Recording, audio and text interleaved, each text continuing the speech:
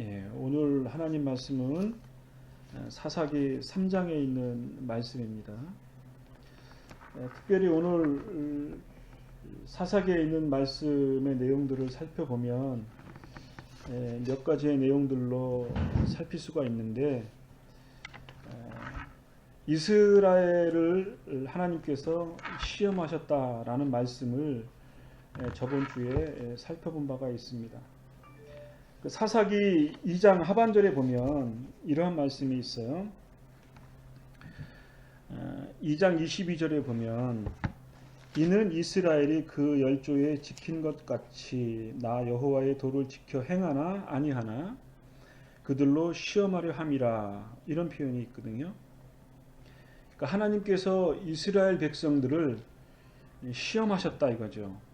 어떤 시험이냐면 너희들이 가나안 땅에 들어와서 하나님의 도를 잘 지켜 행하나 안 하나 이스라엘 백성들을 시험하신다. 그래서 비록 너희들이 출애굽해서 가나안 땅에 들어와 있는 그 상황일지라도 하나님께서 가나안에서 이스라엘 백성들이 하나님의 뜻을 잘 순종하는지 안 하는지 이스라엘 백성들로 시험하게 하신다. 그것이 사사기에 담겨져 있는 내용이고, 그 가운데에 사사기에 있는 내용들은 이스라엘 백성들이 하나님의 뜻에 순종하는 그 과정을 담겨 있다고 볼 수 있습니다. 그러니까 우리가 볼 때에는 왜 이스라엘 백성들이 그렇게 바보 같은 짓을 되풀이할까? 사사기의 내용을 보면 아주 단순한 구조로 되어져 있습니다. 어떤 구조냐? 하나님의 뜻을 압니다. 하나님을 잘 섬겨야 한다는 것도 알아요. 하나님을 잘 섬기면 하나님이 사사를 통해서 이방 민족들을 물리치시고 평화를 주십니다. 그래서 사사가 있는 임기들을 사사기 곳곳에 기록되어져 있어요. 어떨 때는 40년, 80년 그런 기록들이 담겨져 있는 것을 보면 하나님이 다스리실 때, 하나님이 사사와 함께 하실 때, 이스라엘 백성들이 하나님의 뜻에 순종할 때 평강을 주시는 것들을 우리가 살필 수가 있는데, 또 시간이 지나면 이스라엘 백성들은 가나안 땅에 있는 사람들에게 다시 동화되고 하나님 앞에 등을 돌리게 된다는 거죠. 그러면 이방 민족들이 또 침공을 합니다. 수년간 종이 되고, 그러면 그 고통 속에 이스라엘 백성들이 부르짖고 하나님이 그 부르짖음의 음성을 들으시고 또 사사를 세우고 이방 민족은 물리치고 평온함을 얻고, 평온함이 지나치면 또 이스라엘 백성들이 죄를 짓고, 그러니까 죄를 짓고 부르짖고 하나님이 사사를 보내서 그 문제를 해결해 주시고 이스라엘은 또 죄를 짓는 이 악순환의 내용들이 사사기의 내용이라고 할 수 있고, 이것은 성경 전체에 담겨져 있는 내용이라고 할 수 있는데, 그 핵심의 내용이 뭐냐면 너희들이 하나님 나의 뜻을 철저히 순종할 수 있느냐를 하나님이 시험하신다는 거죠. 이것은 우리 인생에 있어서도 동일하게 적용이 된다고 할 수 있습니다. 찬양을 하고 예배를 드리고 그리고 성도들과 교제를 나누면 하나님이 우리와 함께 하신다라는 그러한 그 마음의 감동이 있죠. 그러나 우리의 삶의 현장 속에서 살다 보면 하나님의 그 풍성하게 베풀어 주신 은혜를 잊어버리게 되는 경우가 종종 있고, 시간이 지나면서 우리의 마음이 굳어지고 또 세상 속에 풍요 속에 휩싸이면서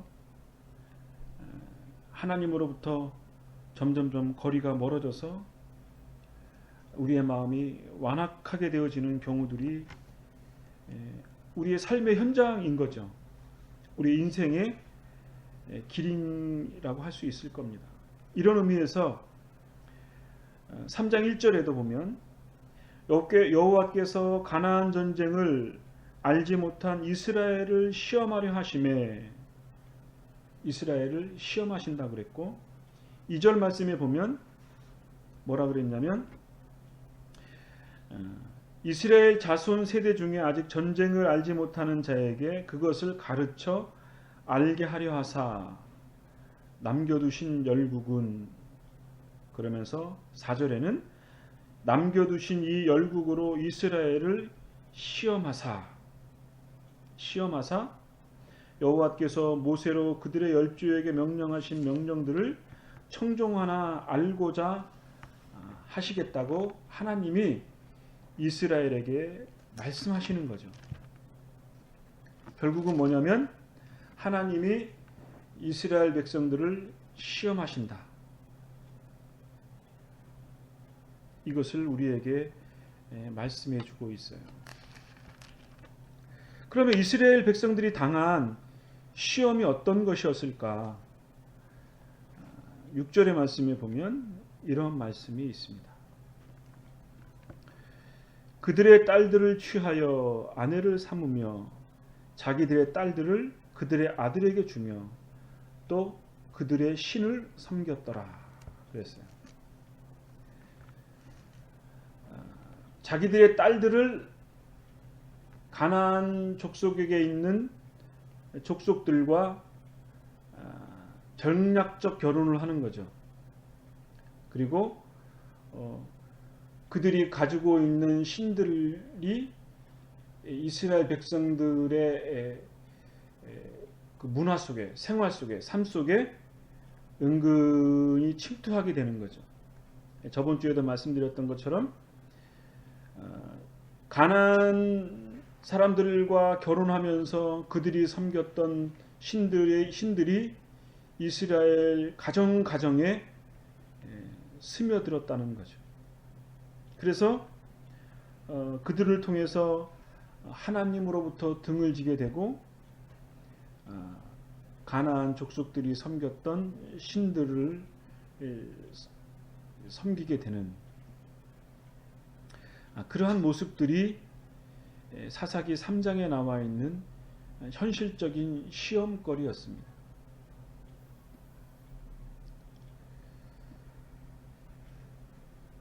저번 주에도 말씀을 드린 바처럼 가나안 사람들이 섬긴 신들, 대표적인 신이 바알 신인데, 이런 그 그림 같은 것들을 이렇게 보면 한쪽 손에는 번갯불을 들고 또 다른 손에는 곡물을 들었다 그래요. 그리고 허리에는 칼을 차고, 이것은 무엇을 의미하냐면 천둥신을 섬기는 거죠. 자연신을 섬기는 거고, 한 손에 곡식을 들었다는 것은 가나안 땅에서 나오는 풍요를 상징하는 거죠.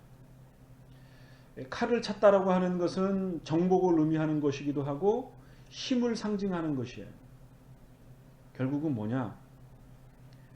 풍요의 신이고 다산의 신이고 정복의 신인 거죠. 그러니까 가나안 땅에서 풍요로움을 추구하는 것, 그것이 가나안 사람들이 삶의 양식 속에 있는 신의 모습이라고 할 수 있죠.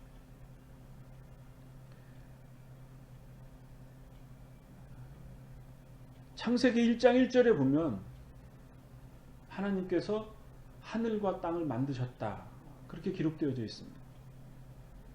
이거는 예수를 안 믿는 사람도 다 아는 내용이죠.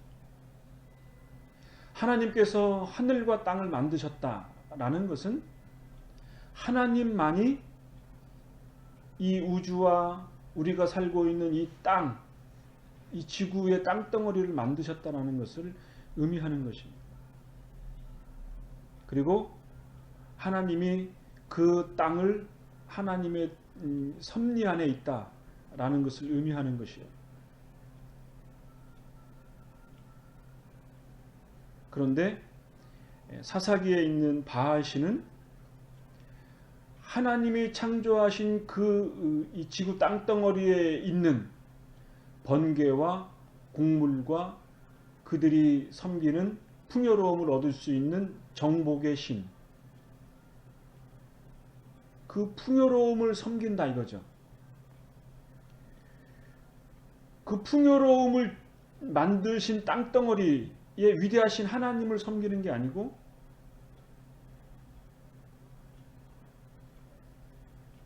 그 풍요로움 자체를 섬기는 그 어리석음에 대해서 하나님이 안타까워하시는 거죠.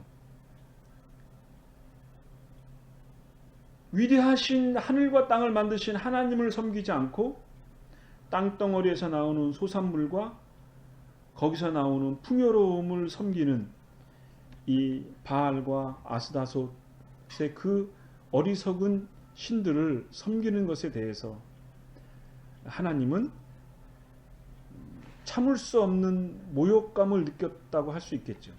그리고 그들 속에 이스라엘 백성들이 추종하는 모습을 보면서 마치 자기의 부모의 말에 순종하지 않고 다른 사람들의 뜻에 순종하는, 그 자식을 사랑하는 절대적 사랑은 부모의 사랑이거든요. 내리사랑이거든요. 부모는 자기의 자식을 위해서 생명을 내던질 수 있는 유일한 분 중에 하나인 거죠. 마치 하나님의 마음이 그러한 마음이었을 거예요. 그런데 지금 사사기 3장 6절에는 가나안 땅에 있는 사람들과 통혼을 하면서 그들의 신을 섬겼다라고 하는 그 하나님의 탄식의 마음이 담겨져 있습니다.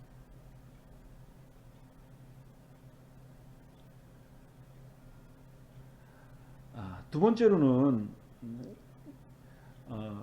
그 하반절에 나오는 이제 사사의 내용이 간략하게 담겨져 있습니다. 7절부터 11절까지는 온니엘에 대해서 담겨져 있습니다. 이것은 뭐냐면 이제 이스라엘 백성들이 하나님 앞에 악을 행하고 그리고 하나님을 잊어버렸다. 그리고 바알과 아세라 신을 섬겼다. 그래서 이스라엘 백성들이 부르짖어서 하나님께서 사사를 보내주셨는데 온니엘의 사사를 통해서 이스라엘 백성들을 건지고 그리고 40년 동안 하나님께서 통치하셨다. 사사를 통해서 통치하시고 그 40년 동안에는 평안함을 얻었다. 그런 내용이죠. 서두에 말씀하는 내용과 동일합니다. 12절부터 있는 내용의 말씀은 어떤 말씀이냐면 평안함이 지나니까 또 이스라엘 백성들이 악을 행했습니다. 그러자 또 에글론이 암몬과 아몰렉 자손들을 통해서 이스라엘을 침공을 하고 그들을 통해서 통치를 하게 합니다. 그러니까 이스라엘 백성들이 너무 힘드니까 하나님 앞에 부르짖습니다. 그러니까 하나님께서 에웃이라고 하는 사사를 보내주셔서 그 에웃이 이제 칼을 숨겼다가 그 몰래 왕에게 특별히 할 말이 있습니다. 그렇게 해놓고 다락방에 올라가서 칼을 찔러 죽여서 그리고 이제 도망쳐 나와서 그 에글론을 정복했다라는 내용이 그 두 가지의 사사의 내용이 담겨져 있습니다. 근데 우리가 좀 주목해 봐야 할 내용이 뭐냐면, 우리 저번 주에 그 작은자교회 사이트에 시냇가에 심은 나무 분께서 자녀 교육에 대한 그 걱정 어리는 말씀을 주신 바가 있어서 고민을 뭐 늘 생각하는 바였지만 오늘 말씀이 하나의 좀 도전과 좀 대안이 되지 않을까. 뭐 대안이라고 할 수는 없지만 우리가 좀 각성할 수 있는 계기가 되지 않을까 해서 특별히 오늘 또 사사기 3장의 말씀을 읽으면서 뭐 우리가 얘기하는 영웅담, 사사의 내용, 뭐 온니엘이나 에웃의 얘기를 뭐 아주 극적으로 얘기할 수 있을 것 같은데 그것은 뭐 다른 설교를 통해서 많이 접할 수 있을 것 같아서 그거는 좀 접어두고 오늘 말씀은 좀 이 말씀을 좀 보고 싶습니다.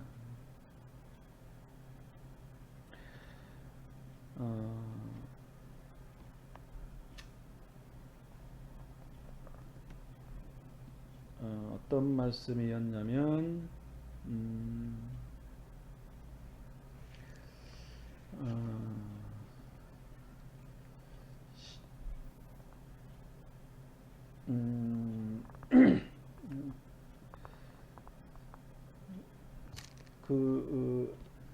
에글론에 대한 말씀인데 에글론이라고 하는 사람의 이름의 뜻은 어린 황소라는 의미를 가지고 있다고 합니다. 그러니까 이 에글론은 모압의 왕이었고 이 모압은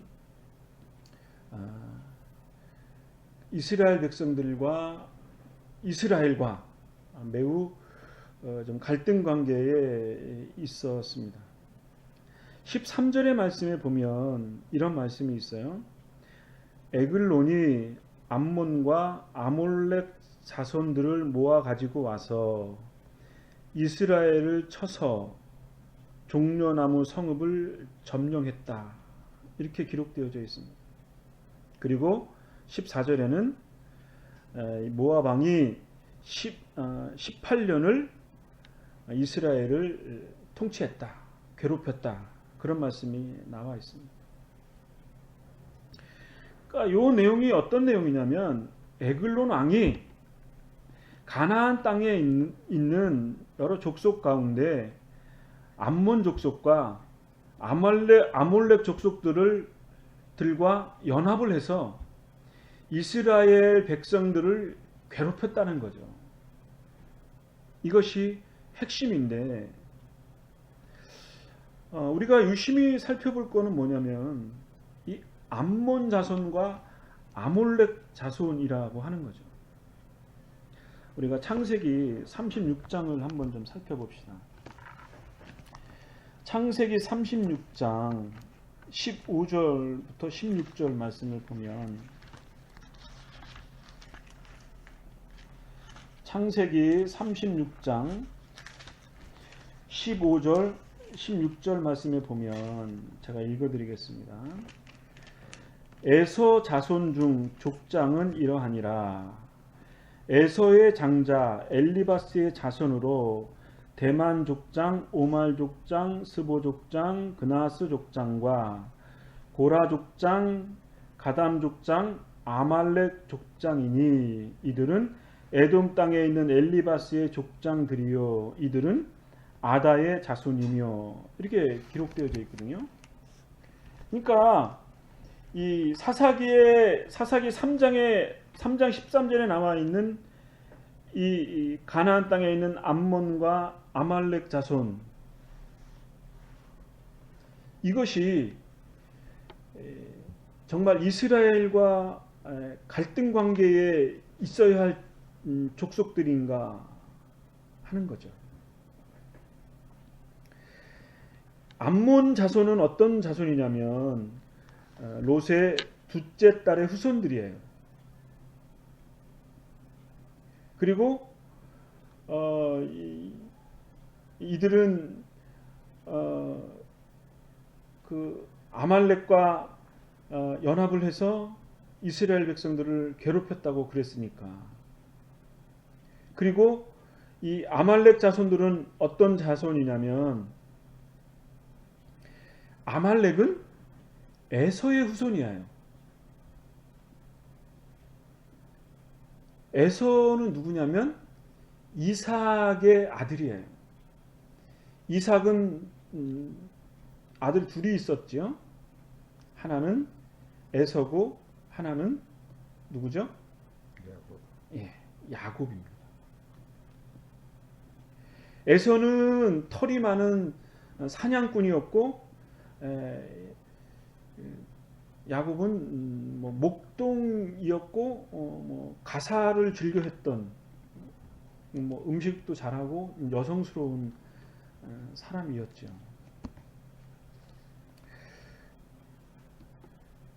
결국은 이들이 거대한 민족을 이룬 것이 가나안에서 거대한 민족을 이뤘는데 이들이 지금 사사기 3장 이 현실에서는 이스라엘과 갈등 관계에 있었다는 거죠. 이삭이라고 하는 사람은 창세기의 여러 족장 중에 아브라함, 이삭, 야곱 항상 붙어 나오는 인물 중에 하나예요. 그러면 우리가 생각할 때 이삭은 정말 하나님의 사람이고 하나님에 대한 참된 믿음을 가지고 있었다라고 우리가 이해할 수 있는데 그 이삭의 장자인 에서는 결국 하나님을 참되게 섬기지 못하고 사사기 3장에서는 이스라엘 백성들과 적대 관계에 있고 결국은 그 에서의 후손들은 에돔 족속이 됐고 지금의 요르단이죠. 지금 시점에 요르단의 지역에 있는 사람들이었고 결국은 이 사람들은 아말렉과 연합해서 이스라엘과 끊임없는 갈등 관계를 맺은 이 모습을 보면서 우리는 두 가지의 생각을 할 수 있죠. 훌륭한 믿음의 사람 앞에 에서가 나올 수 있고 또 하나는 야곱이 나올 수 있다. 야곱은 어떤 사람이죠? 야곱은 인간적으로 보면 사기꾼이라고 할 수 있죠. 배고픈 형 에서에게 팥죽을 팔아서 장자권을 획득을 했습니다.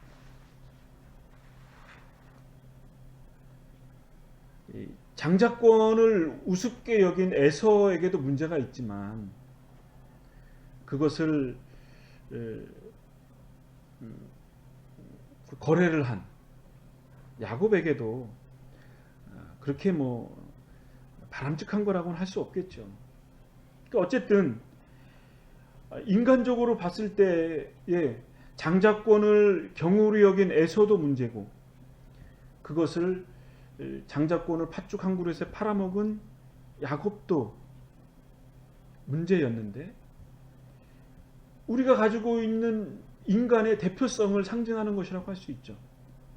인간은 에서도 문제고 야곱도 문제고 모두 다 하나님의 관점에서 봤을 때에는 형편없는 인생살이였어요. 그런데 야곱의 위대함은 뭐였죠?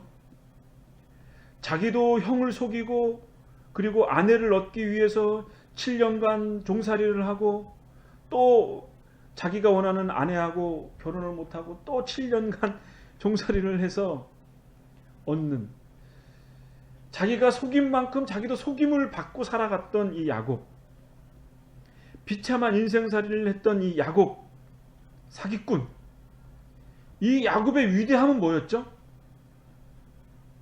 그것은 하나님에 대한 믿음이었습니다.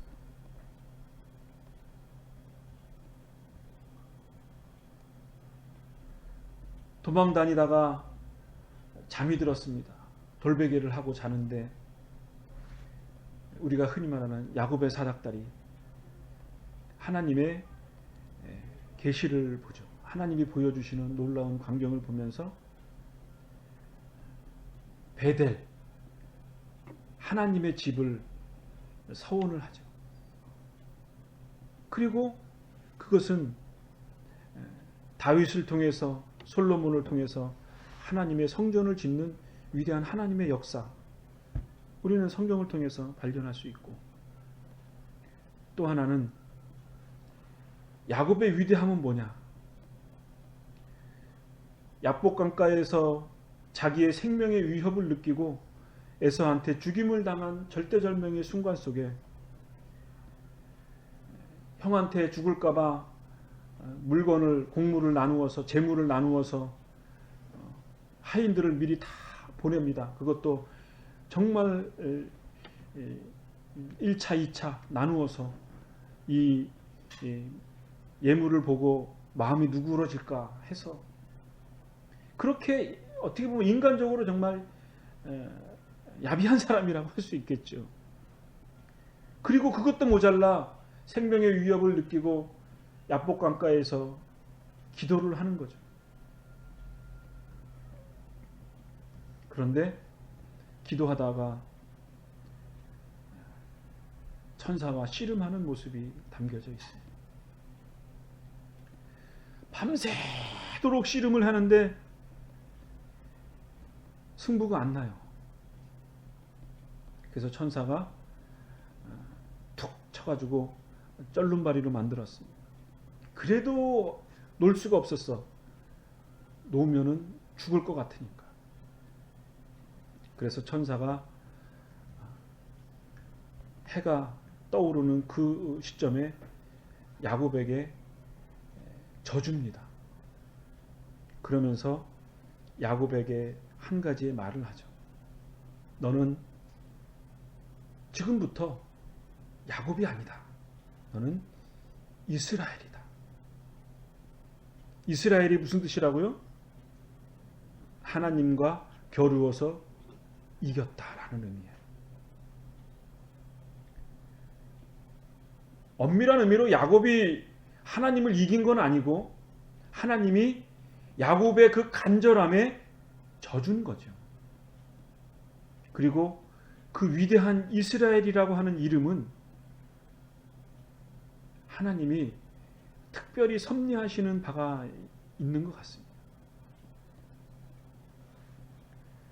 지금 지구상에 노벨상 3분의 1이 이스라엘 유대인이라고 하고, 경제적으로도 여러 가지 문제점들이 많이 있지만 세계를 움직이는 경제에 적지 않은 부분이 유대인이라고 하는 걸 보면 이스라엘의 영향력이라고 하는 것은 정말 놀라운 것이라고 할 수 있죠.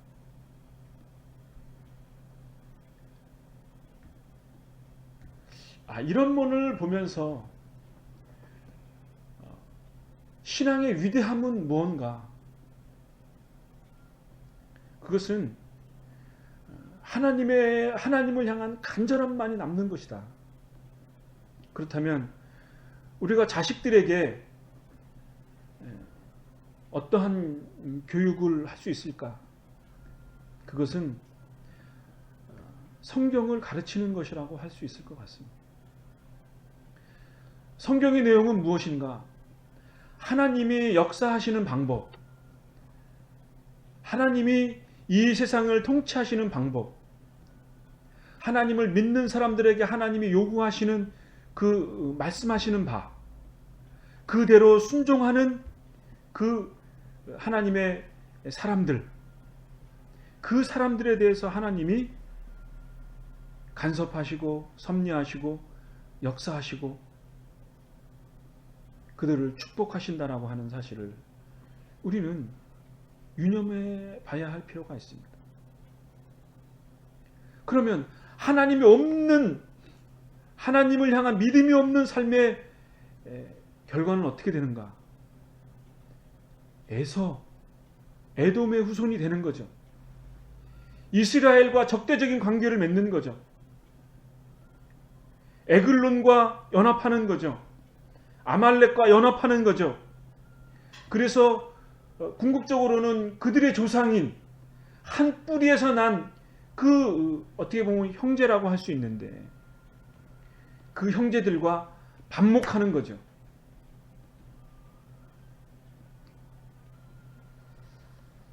제가 카카오 스토리에 맨 마지막에 올린 게 뭐였냐면 가인과 아벨의 내용을 올렸습니다. 가인과 아벨의 핵심 사항은 뭐였냐면 같은 제사를 드렸습니다. 물론 같다라고 할 수 없지만 동일하게 같이 제사를 드렸는데 하나님께서 아벨의 제사를 받으시고 가인의 제사는 받지 않으셨어요. 그러니까 가인이 안색이 변하고 은근히 화가 나서 들에 나가서 아벨을 죽였습니다. 그러니까 하나님이 그 모든 것들을 다 아시면서 가인에게 대해서 물으십니다. 내 아우 아벨은 어디 있느냐? 하나님이 물으시는데 가인이 뭐라 그러냐면 내가 아벨, 내 아우를 내가 지켜야 합니까? 아우 아벨을 왜 나에게 물으십니까? 라고 항변하는 것이 가인의 모습이었습니다. 형인 가인이 아벨을 잘 돌봐주고 같이 남겨진 인생을 협력하여 살았어야 했음에도 불구하고 그러지 못하고 가인은 내가 아우를 지키는 자일까? 라고 항변한 것이 인류 최초의 살인을 한 인간의 현실적인 모습인 거죠. 하나님을 떠난 에서의 후손들의 모습은 같이 협력해서 하나님의 의를 이루어야 할 이스라엘 후손들, 그들이 하나님의 언약대로 가나안 땅에 돌아왔으면 그들과 같이 하나님을 섬기고 하나님과 협력해서 하나님의 의를 이루어야 했음에도 불구하고 에서의 후손들은 하나님의 언약을 잊어버리는 그 참담한 현실의 모습, 그리고 그들과 같이 반목하는 이 사사기 3장의 현실의 모습을 보면서 우리가 어떻게 우리의 남겨진 생을 살아야 하는가, 그것은 하나님이 우리에게 말씀하시는 바에 우리가 얼마만큼 철저히 순종해야 하는 것에 대해서 우리는 깊이 생각해야 한다고 생각합니다. 서두에 말씀드린 바처럼, 그리고 사사기의 주제가 뭐냐? 너희들이 나의 명령한 대로 너희들이 순종하는가? 하나님이 시험하시겠다고 하셨습니다. 그리고 그 시험 가중에 그들이 고통 속에 부르짖을 때 하나님이 그들에게 사사를 보내서 그들의 문제를 해결해 주시고 하나님이 샬롬, 평강을 주시고 평안케 하여 주시고 복 주시게 하는 그 은혜의 역사가 우리의 삶 가운데 있게 되어지기를 간절히 바라고, 우리가 믿음으로 이 세상에서 살아가며 승리하고 우리의 자손들에게도 그것을 물려줄 수 있는, 그것을 가르칠 수 있는 그러한 참된 신앙의 내용과 또 그 뜻대로 우리의 삶을 살아갈 수 있는 그 삶의 자세, 그러한 것들이 우리의 자녀들에게 전달되어지고, 그것을 뭐 말로 가르친다고 가르치는 것이 아니고 우리의 삶으로 나타내어지는 그런 참된 가르침의 역사가 있다면 우리는 이스라엘의 후손들이 될 수 있지 않을까, 주님의 참된 제자의 삶을 살 수 있지 않을까, 그런 생각을 갖습니다. 기도합시다.